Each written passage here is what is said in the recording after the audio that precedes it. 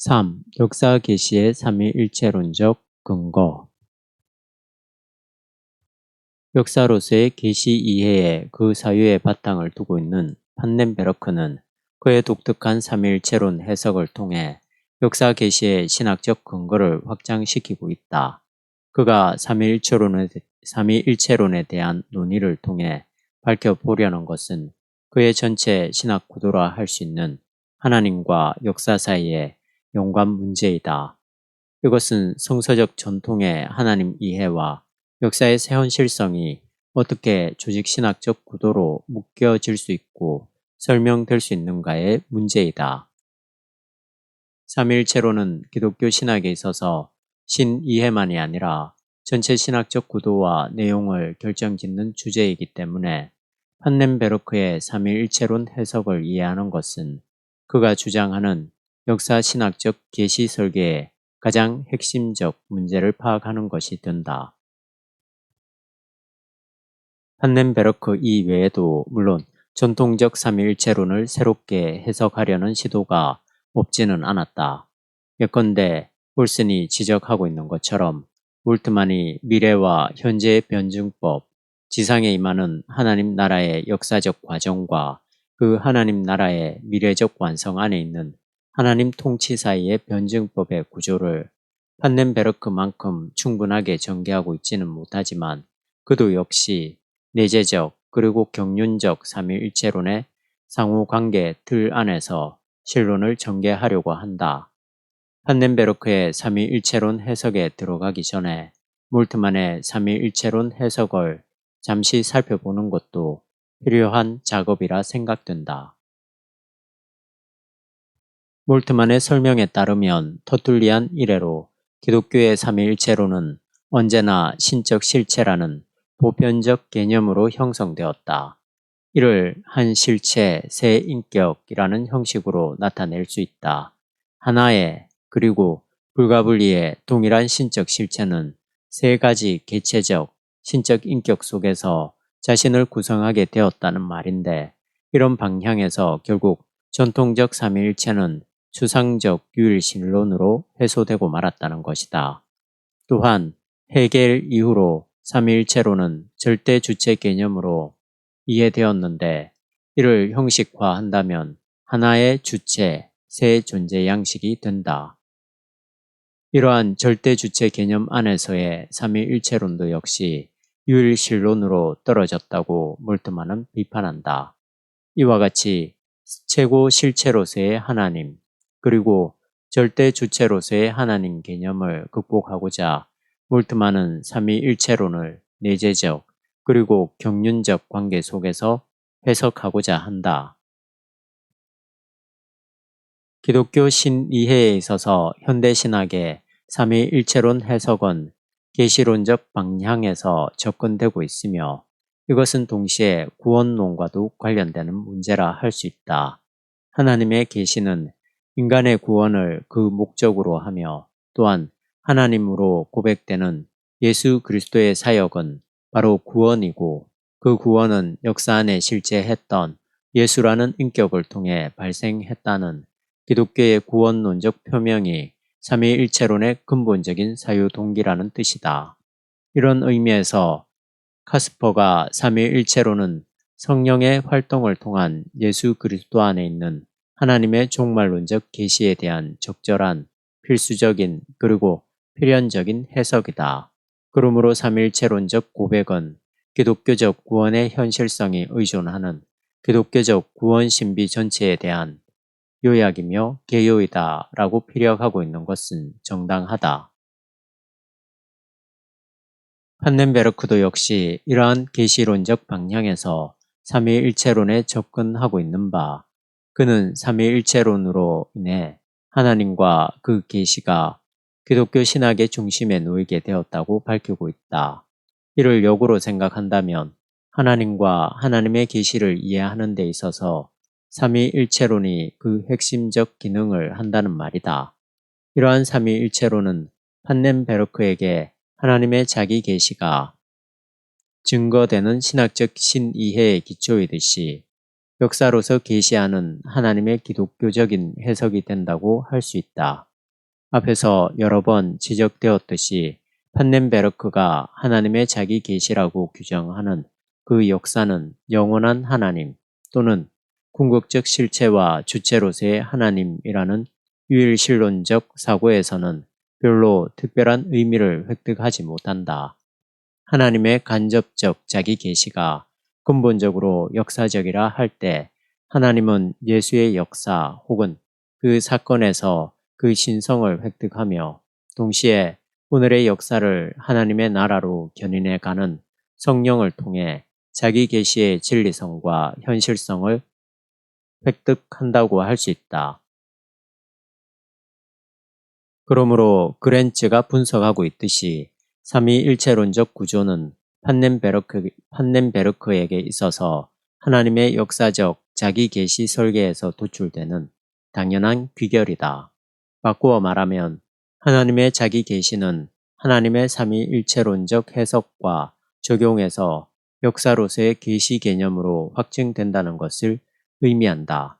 따라서 판넨베르크가 삼위일체론을 어떻게 계시론적으로 이해하는지, 특히 역사 계시와 어떻게 관련시키는지에 대해 고찰하는 것이 매우 중요하다고 생각된다. 이를 통해 역사로서의 계시 설계가 갖는 특성이 확연하게 드러난다고 보기 때문이다. 판넨베르크는 삼위일체론에 대한 종합적 진술이라 할 조직신학 1에서만이 아니라 세 편 논문, 인격과 주체, 하나님의 주관성과 삼위일체, 그리고 역사의 하나님과 그의 기독론이 담겨있는 그리스도론 개요에서 삼위일체론에 대한 성서신학적 그리고 교리사적 고찰을 바탕으로 하나님의 삼위일체론적 해석을 역사 계시에 적용시키고 있다. 그의 이 작업은 하나님과 역사의 상호성을 삼위일체론적으로 설명하려는 것으로 이해할 수 있으며 그의 전체 신학적 구도인 역사로서의 계시 명제에서 볼 수 있듯이 역사와 계시를 삼위일체론적 구도 속에서 정리하려는 것이다. 판넨베르크는 어떠한 신학도 하나님에 대한 질문이 예수 역사의 의미나 진리에 대한 질문과 갖는 상관성을 간과할 수 없으며 어떤 경우에도 그 책임을 면할 수 없다고 생각한다. 따라서 역사 계시의 삼위일체론적 해석이란 다름 아닌 계시의 역사적 지평을 회복하는 작업이라 할 수 있다. 판넨베르크의 역사 이해에 대한 삼위일체론적 해석에 있어서 핵심을 이루는 요소는 그의 기본적 통찰인 삼위일체론적 심표상이 어떤 특징으로 세상, 역사와 관련을 갖느냐에 관한 문제이다. 무엇보다도 판넨베르크는 볼트만과 마찬가지로 기독교의 하나님 이해를 하나의 인격적 하나님이라는 유실론적 사고를 지향함으로써 참된 현실성에 근거한 하나님 이해를 확보할 수 있다고 생각하며 이러한 바탕에서 삼위일체론적 신이해가 시작할 뿐만 아니라 고유한 기독교적 신이해에 도달할 수 있다고 주장한다. 그는 전통적인 유실론적 신사고가 왜 삼위일체론적으로 극복되어야 하는지 다음과 같이 설명하고 있다. 하나의 인격적 하나님이라는 유실론적 사고는 사실상 헤겔의 절대 주체 논의에 반대하는 무실론적 비판이 제기한 바처럼 인간적 나의 투사로서 평가된다. 삼위론적 도그마의 신이해는 이러한 추상적 유실론을 지향한다. 말하자면 삼위적 하나님이 유일한 하나님이며 이 하나님이야말로 비인격적이지 않은 분이다. 삼위의 모든 인격은 각자 인격 실존을 갖는 게 아니기 때문에 하나님은 삼위적 인격의 형태로서만 인격적인 분이다. 오히려 각기의 인격은 그 신성을 다른 이와의 중재를 통해서만 소유한다. 이처럼 아들은 영의 중재를 통한 아버지와의 관계를 통해서만 신성에 참여한다. 아들을 위해 아버지는 그 하나의 하나님과 일치한다. 그러나 아버지는 아들을 통해서만, 그리고 아버지와 아들을 높이는 영과의 일치 안에서만 그의 신성을 소유하는 것이다. 이처럼 유일신론적 신이해를 삼위일체론적으로 지향코자 하는 판넨베르크는 칼 바르트의 삼위일체론에 대한 입장을 전향적으로 해석함으로써 자신의 삼위일체론적 방향을 명료하게 한다. 그는 바르트의 삼위일체론을 하나님의 계시 안에 있는 하나님의 주관성의 제시라고 규정하고 있다. 바르트는 하나님의 주관성을 삼위일체론에 흔들릴 수 없는 근거로 생각한다는 말이다. 하나님은 주로서 스스로 계시한다는 바르트의 진술에서도 알 수 있듯이 그는 하나님의 주관성을 극단적으로 강조함으로써 비록 삼위일체론을 피력하고 있다 하더라도 결국 일실론적 구도를 벗어나지 못하게 된다. 아래와 같은 바르트의 언급이 바르트 신학의 유일신론적 성격을 강하게 보여주고 있다. 하나님은 세 번의 반복 가운데서 단 한 분의 하나님이며 그는 오직 이 반복 가운데서 단 한 분의 하나님이다. 따라서 그 반복에 있어서 그는 단 한 분의 하나님이다. 이렇듯 바르트에게 삼위일체론은 오직 한 하나님의 반복되는 존재 양식에 불과하다. 이러한 일실론적 삼위일체론은 독일의 관념주의적 이해로 형성된 하나님에 대한 절대주체 개념과 연관되는 것으로서 초대교회의 삼위일체 형식인 한 실체, 세 인격 대신에 세 가지 다른 존재 양식 안에 있는 하나의 신적 주체라는 양식을 따르는 것이다. 즉, 바르트의 삼위일체론은 그가 언급했듯이 하나님의 계시에 있어서 지향될 수 없는 하나님의 주관성 문제로서 이해된다는 말이다. 따라서 바르트는 삼위적 신사고를 아버지, 아들, 영으로서의 역사적 하나님 계시의 소요성에서 발전시키지 않고 바르트가 계시의 주체라고 말하는 그 자기 계시로서의 계시에 대한 형식적 개념에서 발전시키고 있다고 보아야 한다. 발터 카스퍼도 역시 바르트가 하나님을 실체로서가 아니라 주체로서 이해하고 있다는 점에서 칼 라느와 동일선상에 서 있다고 본다. 또한 몰트만도 바르트의 이러한 이해를 삼위일체론적 단일군주론이라고 비판한다. 여러 학자들이 지적하고 있는 대로 바르트는 자기 계시 개념으로부터 삼위일체론의 근거를 삼고 있지만 하나님의 주관성이 극단적으로 강조됨으로써 그 하나님은 절대타자가 되어 버렸으며 따라서 그 하나님은 계시하는 하나님인 동시에 은폐의 하나님이 된다. 결국 바르트가 말하는 주체로서의 하나님은 현대 신학적인 면에서 볼 때 삼위일체론의 관점보다는 일실론적 관점에서 두드러진다고 할 수 있다. 바르트의 삼위일체론에 나타난 일실론적 해석, 그것은 하나님의 계시를 비역사적으로 적용시키는 작업인데 그것을 관념주의적 신이해의 역량으로 파악하는 판넨베르크는 바르트의 그러한 입장에 반대하여 삼위일체론을 세계 초월적 주관성의 전개로 해석하지 않고 역사 안에 자신을 제한하는 하나님 이해로 해석하고자 한다. 그가 이해하는 기독교적 하나님은 역사를 초월하여 자기의 주관성에 묶여있는 존재가 아니라 역사 안에 자기의 본질을 드러내는 그러한 존재이다. 따라서 그 역사는 곧 하나님의 자기 계시이다. 그는 세상의 실존이 신성의 조건은 아닐지라도 세상이 거기 실존한다면 하나님의 신성은 세상의 현상 안에 있는 내재로 향한다고 본다. 판넨베르크가 계시론적 삼위일체론을 바르트와 같이 세상 초월적 주관성에서 찾지 않고 오히려 역사의 내재에서 찾고 있는 그 근거는 역사의 진리성에 대한 질문이라는 각도에서도 설명될 수 있다. 말하자면 계시를 하나님의 자기 노출이라고 할 때 삼위일체를 계시론에서 사고한다는 것은 역사 초월의 주관성에서가 아니라 역사 안에서, 즉 역사의 진리성에 대한 질문에서 다루어져야 한다는 것을 의미한다고 볼 수 있다. 그는 하나님이 행동하지 않는 그런 사건은 없다고 규정하며 하나님의 행동인 이 사건으로 하나님은 자기를 계시할 뿐만 아니라 이 말이 옳다면 하나님의 계시인 이 세상 그리고 그 역사는 그 계시하는 하나님에 상응하는 진리성을 갖추고 있는지 질문되어야 한다고 주장한다. 판넨베르크가 기독교 신학의 과업을 진리성에 대한 대답 안에서 찾고 있듯이 그 진리에 대한 질문 가운데서 기독교적인 신이해가 바른 대답을 줄 수 있다면 그 하나님이 계시되는 역사 역시 진리에 대한 질문 가운데 놓인다. 왜냐하면 역사의 진리에 대한 질문은 오직 하나님을 통해서만 그 대답을 발견할 수 있기 때문이다. 역으로 하나님의 진리에 대한 질문은 역사를 통해서만 대답될 수 있다.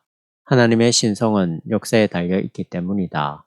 따라서 판넨베르크의 논리에 의하면 삼위일체의 하나님은 초월적 주관성이 아니라 그 하나님이 자기를 계시하는 역사에서 언급되어야 마땅하다. 이와 관계된 또 하나의 중요한 논점은 진리와 역사와의 관계에 대한 문제가 하나님 나라의 도래와 연관된다는 사실이다. 아직 완성되지는 않았으나 도래하고 있는 하나님의 나라는 판넨베르크에게 있어서 이스라엘 신앙이 얘기하는 미래, 보다 분명하게 말해서 예수에 의해 선포된 하나님의 통치이다. 이 하나님의 나라는 미래로부터 과거와 현재를 결정하기 때문에 완전한 하나님의 통치인 하나님의 나라는 곧 구원의 미래라고 정의될 수 있다. 이 나라의 통치자이며 창조자인 하나님은 예수 그리스도 안에 계시된 그 하나님이다. 역사의 미래가 오늘의 시간을 결정하듯이 하나님의 나라는 그리고 그 나라의 통치자는 역사로서 그리고 역사 안에서 계시된다고 말할 수 있다.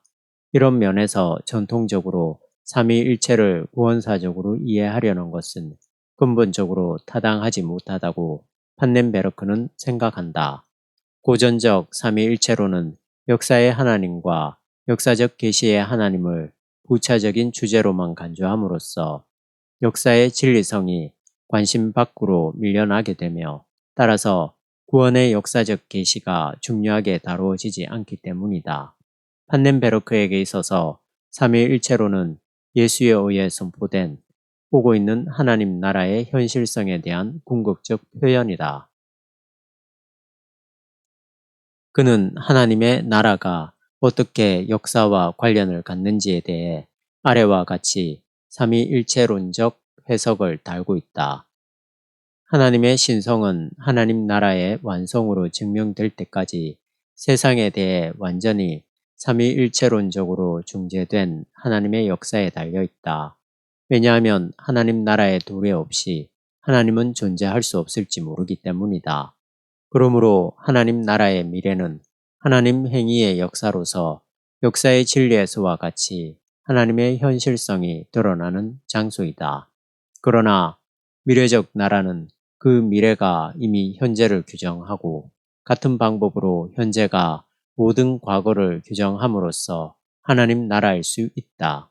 하나님의 신성이 역사와 관련된다는 것, 하나님의 미래적 현실성이 역사의 과정 안에 놓여진다는 것, 이 양자는 아버지의 창조적 행위와 아들의 역할, 그리고 성령의 역할과 관련성을 맺는다.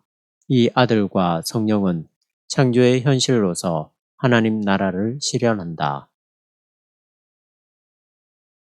위에서 역사의 진리성에 대한 질문과 하나님 나라가 역사적으로 도래한다는 각도에서 판넨베르크의 역사 계시 설계가 갖고 있는 하나님 이해의 삼위일체론적 해석을 기초적으로 고찰하였다. 판넨베르크가 자기 계시자인 하나님을 이렇게 삼위일체론적으로 정의시키는 것은 역사로서의 하나님과 역사로서의 계시에 대한 강조이다. 누차 말했거니와 역사와 하나님과의 관계를 기독교 신학적으로 연결하려는 것이 그의 역사 신학적 설계이다. 역사 계시 설계를 위한 판넨베르크의 삼위일체론적 해석은 세 가지 구조 가운데서 더욱 두드러진다. 첫째, 판넨베르크는 삼위일체 논의를 예수의 선포와 행위에서 시작한다. 둘째, 그의 삼위일체론 안에 자기 구별 개념이 특징적으로 등장한다. 셋째, 그는 몰트만과 라느에게서처럼 내재적 삼위일체론과 경륜적 삼위일체론을 상호적 관계 속에서 독특하게 해석하고 있다. 이 세 가지 관점을 차례대로 검토해 보도록 하겠다. 첫째, 판넨베르크는 예수의 하나님이 바로 삼위일체론의 출발점임을 분명히 한다. 삼위일체론은 무엇보다도 기독론적인 접근에서 시작되어야만 한다는 것이다. 예수의 사신은 하나님의 통치가 가까웠다는 것을 중점적으로 알려준다. 예수의 선포는 바로 이 하나님 나라의 도래와 직접적으로 관련을 맺고 있다는 것이다. 하나님과 그분의 나라를 그 핵심으로 하는 예수의 사신이 바로 삼위일체론의 기초인 셈이다. 융엘도 인간 예수에게서 삼위일체론의 근거를 설정하고 있는데 그는 말하기를 이분의 인간 실존 없이 그의 상과 고난의 역사 없이 삼위일체의 하나님에 대한 진술은 어떠한 경우일지라도 하나의 미스테리움 로지움, 하나의 무용하고 스스로 유지될 수 없는 사변에 불과할 수 있다고 피력한 바 있다. 우선 판넨베르크는 예수가 하나님을 아버지라고 불렀다는 사실을 지적하며 하나님은 자기 아버지로 증거한다고 설명한다. 마태복음 6장 26, 누가복음 12장 30절 참조. 이 예수의 하나님은 유대 신앙의 그 하나님이며 예수가 선포한 하늘의 아버지는 예수의 출현과 활동에 아주 밀접하게 연결되어 있어서 하나님은 예수의 출현과 활동을 통해 아버지로서 동일화되며 또한 아들로서의 예수 관계가 설정된다는 것이다. 이와 같이 하나님을 예수의 아버지로서 이해하는 것으로부터 초대교회의 그리스도론과 삼위일체론이 출발한다고 그는 주장한다. 삼위일체론적 구성에 대해 판넨베르크가 제기하고 있는 또 한 가지 초대교회의 기독론적 관점은 아들의 완전한 신성에 관한 것인데 메시아로 올려진 예수에 대한 주 칭호의 문제가 바로 그것으로서 이 칭호는 아들의 완전한 신성을 포괄한다. 이 아들은 아버지와의 경쟁 가운데서 주가 아니라 아버지를 경외하는 점에 있어서 그렇다고 할 수 있다. 빌립보서 2장 11절.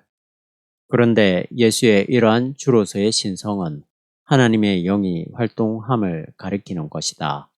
판넨베르크는 설명하기를 사도 바울에 따르면 예수 그리스도는 성령의 능력으로 다시 살아나고 하나님의 아들됨을 얻는다고 한다. 로마서 1장 4절. 한편 그리스도인에게 주어지는 아들의 영은 예수를 아들 되게 하는 그 영이기 때문에 예수가 하나님의 아들됨은 그 영의 활동에 기인한다. 로마서 8장 14절. 모든 복음서들은 예수가 선포한 하나님과 예수의 일치를 그 안에 있는 하나님의 영의 활동과 현존으로 소급시킨다.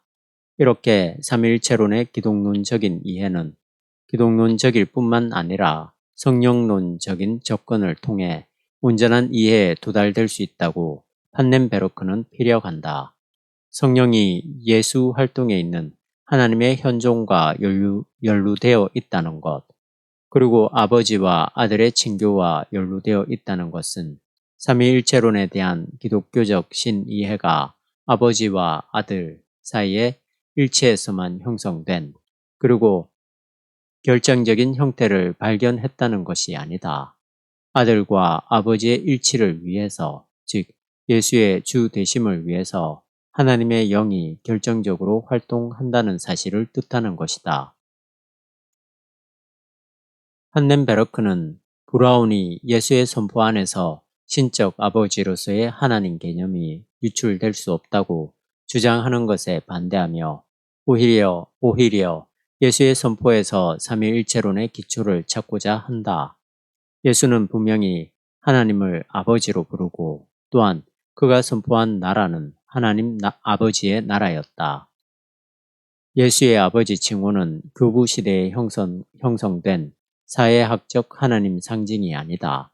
삼위일체론의 근거는 바로 이 예수의 하나님 선포, 즉 예수 안에 증거된 하나님의 계시에 터하여 있다는 점을 아래와 같이 피력하고 있다. 그가 주장하듯이 삼위일체론도 역시 기독론적 기초에서 해석되어야 할 것이다. 예수가 유대인들의 하나님을 아버지로 불렀고 예수의 행위 안에 하나님의 영이 활동했으며 또한 예수가 주로 고백되었다는 성서의 보도를 통해 볼 때 예수는 삼위일체론의 기초이다. 일견 판넨베르크의 신학이 보편사적 해석학을 지향하고 있기 때문에 기독론적인 근거가 빈약할 수 있는 것처럼 보이지만 그의 보편사적 해석학은 사실 확고한 기독론의 바탕 위에서 전개되고 있다.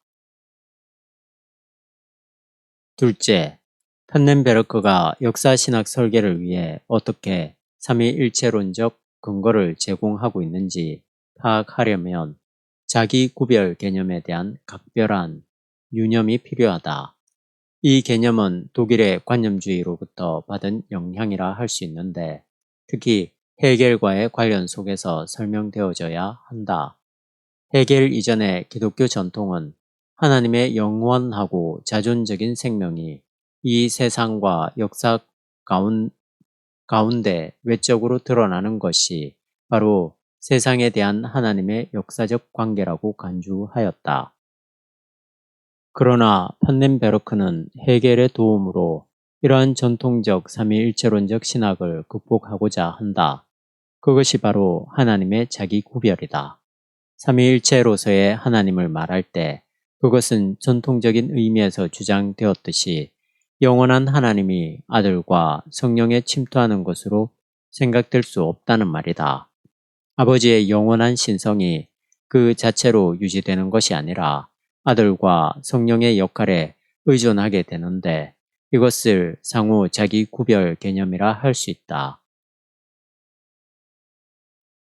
전통적 삼위일체론은 아리우스의 종속론, 사벨리우스의 양태론, 그리고 터툴리안의 삼위론에 이르기까지 거의 일실론적 한계를 벗어나지 못했다. 어떤 형태로든지 한 분 하나님의 절대적 위치는 흔들리지 않으며 아들과 영에 비해 아버지의 본질이 우선하는 것으로 이해된다. 아들은 아버지에게서 나오는 것으로 또한 성령은 아버지와 아들에게서 나오는 것으로 간주된 것이다. 이렇게 이해될 때 결국 아버지가 첫 번째 자리에 서게 되고 성령은 끝에 서게 된다. 초대교회의 삼위일체론 논의를 보더라도 거의 모든 문제가 기독론에 집중되어 예수의 본질에 대한 논쟁만 확실하게 부각되었고 성령론은 기껏해야 필리오크베 논의에 머물고 말았다. 이런 주변 상황을 놓고 볼 때 그 당시 유일신으로서의 하나님 이해가 얼마나 확고했는가 하는 점을 짐작할 수 있다. 물론 초대교회가 다행스럽게도 유일신론에 머무르지 않고 삼위일체론적으로 하나님 이해를 심화시켜 나갔지만 오늘 우리가 만족할 만큼 충분하게 논의되지는 않았다는 말이다. 초대교회가 유대교의 유일신론으로부터 쉽게 벗어나기 어려웠을 것이라는 점은 사도 바울이 유대인들과 벌였던 많은 논쟁을 통해 보더라도 확실하다 하겠다. 판넨베르크는 위에서 설명한 대로 기독교 전통이 간직하고 있는 유일신론적 성향을 극복하기 위해서 하나님의 통일성이 삼위의 구별로부터 시작해야 한다고 주장한다. 말하자면 아버지의 신성은 원래적으로 변함없이 소유되거나 유지되는 것이 아니라 아들의 역사와 하나님 나라를 갱신하는 성령을 통하여 획득된다는 주장이다. 판넨베르크는 하나님의 자기 구별에서 오히려 하나님의 단일성과 신성이 확보될 수 있다고 생각한다. 즉, 모든 삼위일체적 구별화를 우선 앞서 고려함으로써 신적 본질의 단일성이 해결될 수 있다는 것이다. 삼위일체론은 하나님의 영원한 본질에 대한 사고에서가 아니라 그 구별에서 기독교적인 하나님 이해의 특성을 찾고자 하는 신학적 개념이라고 그는 다음과 같이 밝힌다. 어떠한 경우에도 삼위일체가 하나님의 단일성과 관계된다는 것, 더구나 삼위일체가 없는 하나님의 단일성에 대한 생각은 결코 고려될 수 없다는 사실이 증명되어야만 한다. 이와 같이 전통적 의미에서 본질적 삼위일체 표상은 결국 하나님의 역사적 자기 계시로 발전되지 못했다고 그는 생각한다. 본질적 삼위일체 표상에서는 하나님의 영원한 본질이 너무도 완전하게 보장되었기 때문에 하나님은 역사를 초월해 자존적으로 영원히 존재할 뿐이었다. 자존적으로 영원히 존재할 뿐이었다. 이에 반해 판넨베르크는 아버지로서의 하나님과 아들로서의 하나님, 그리고 성령으로서의 하나님이 상호 의존적으로 그 단일성과 신성을 획득하게 되는 삼위일체론적 자기 구별화를 통해 역사의 하나님이 증거된다고 주장한다. 세 인격 사이의 상호 자기 구별로서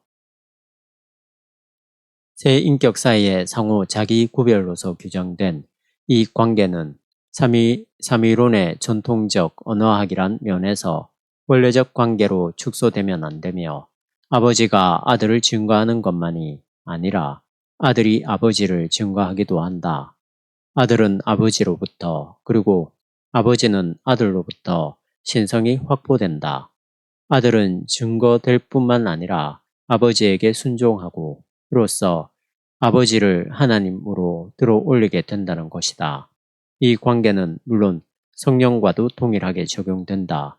요약해서 말하자면 클레이톤이 설명하는 대로 판넨베르크의 삼위일체론적 구도 속에는 아버지의 신성이 영을 통한 아들의 부활 안에서 확고하게 되며 아버지로부터 자기를 구별함 안에서 아들의 온전한 신성이 영을 통하여 나타나며 또한 성령의 신성이 아버지와 아들을 눕힘 안에서 즉 자기를 구별함으로써 세워진다.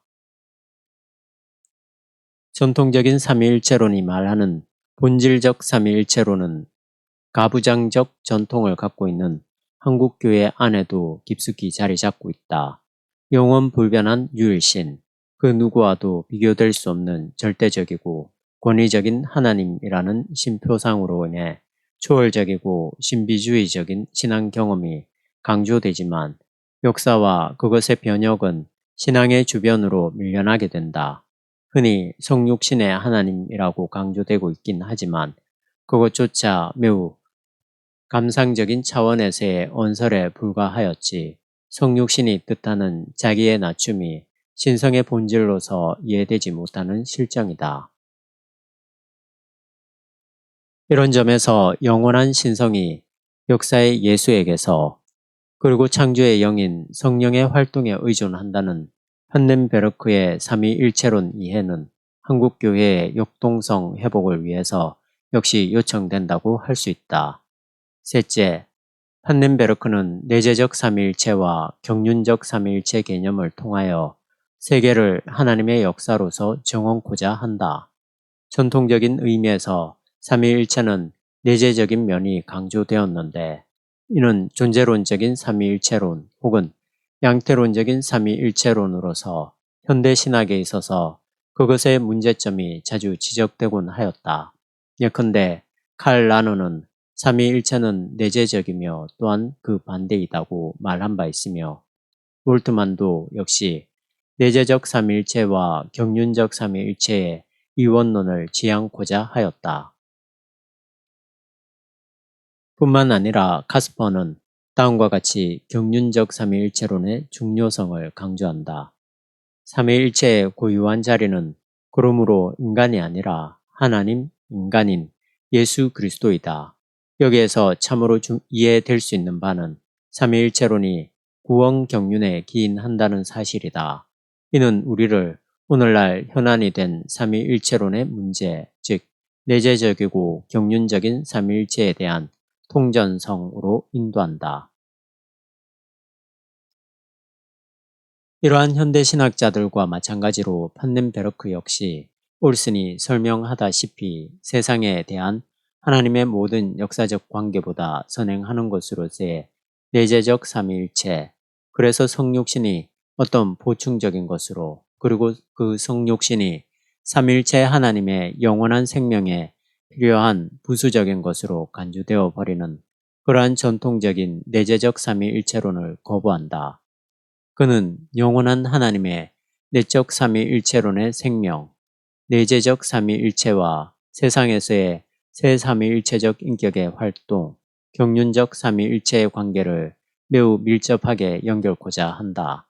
그는 앞서 피력된 자기 구별의 개념을 이 문제에 적용시키는데 아버지의 신성은 아들의 역사적 사역과 성령의 종말론적 사역에 의존함으로써 획득된다는 것, 즉 경륜적 계시 사건에서 가능하다는 것이다. 이런 면에서 볼 때 하나님의 참된 실존은 영원한 것만이 아니라 동시에 종말론적이라고 할 수 있다. 그 하나님의 내재적 본질이 역사의 종말론적인 미래의 하나님 나라에 의존하기 때문이다. 판넨베르크에게 세상의 경륜과 관계없는 내재적 하나님은 자기를 계시하는 분일 수 없다.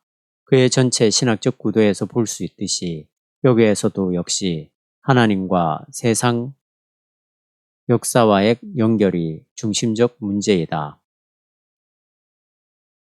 이러한 문제는 오래전부터 기독교 신학이 관심을 보여왔으며 앞으로도 계속될 문제이다. 슐라에러 마허도 이미 이 문제에 대해 피력하기를 우리는 하나님의 존재, 그것 자체에 대한 어떤 형식도 이 세상 안에 있는 하나님 존재와 구별하여 갖고 있지 않다고 하였으며 칼 바르트도 삼위일체론적으로 계시하는 하나님의 현실성은 계시 이외에 또 다른 하나님의 현실성이 있는 것으로 생각하지 말 것을 요청했다. 이러한 모든 생각들은 세상의 경륜을 배제한 채로 영원자존하신 하나님만을 언급하지 말아야 한다는 것으로 이해될 수 있다.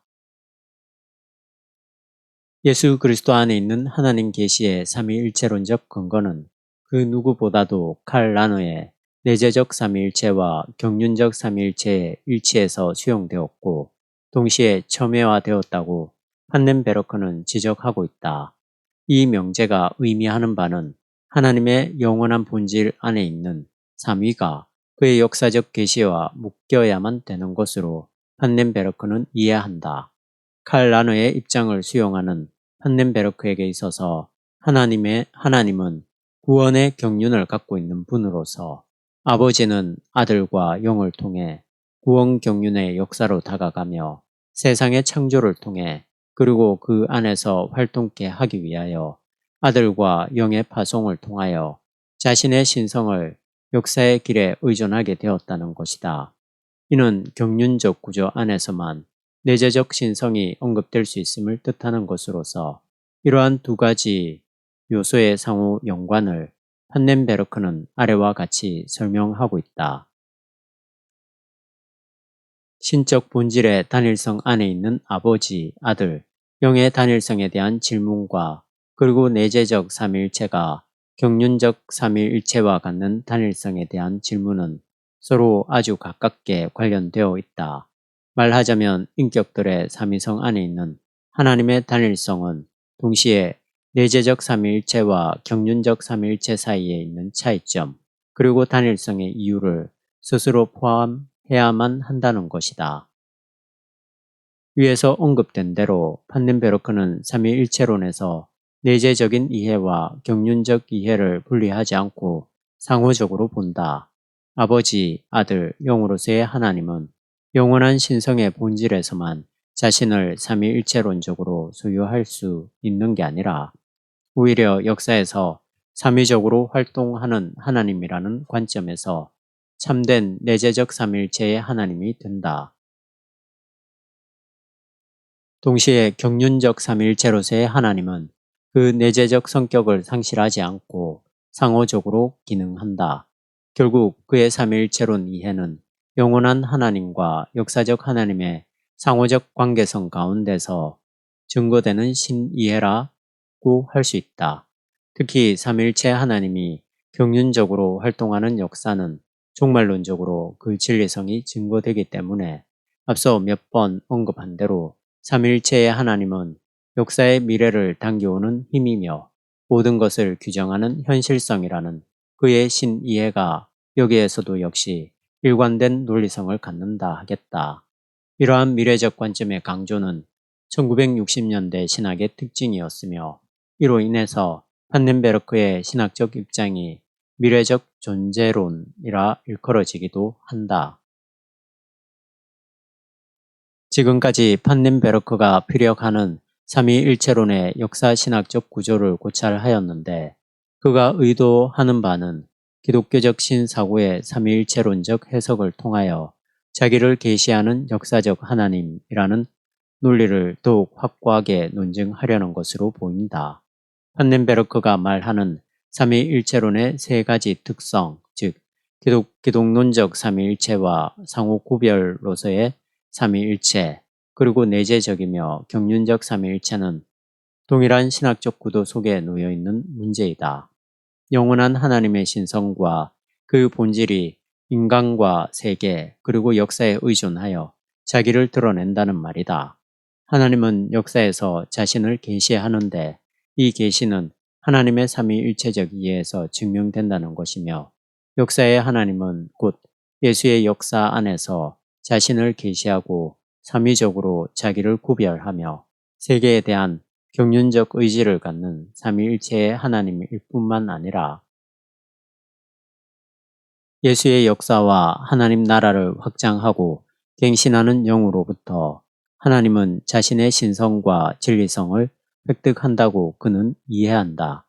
그렇기 때문에 판넨베르크가 삼위일체로는 예수 그리스도의 역사 안에서 계시하는 하나님을 확인함으로써 역사에 대한 하나님의 관계를 형성한다.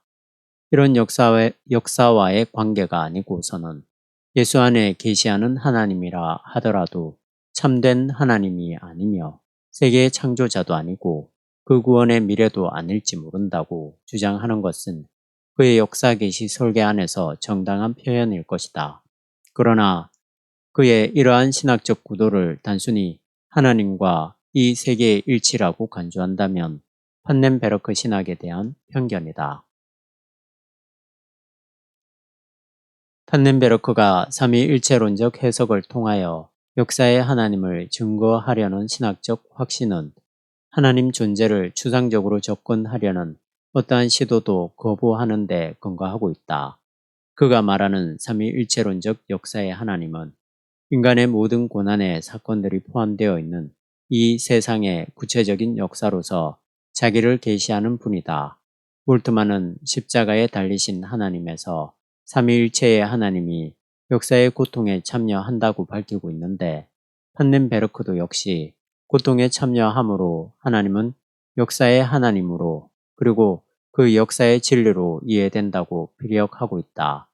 인간의 고통은 현실의 모습이며 이것은 숙명적으로 인류를 지배하였다.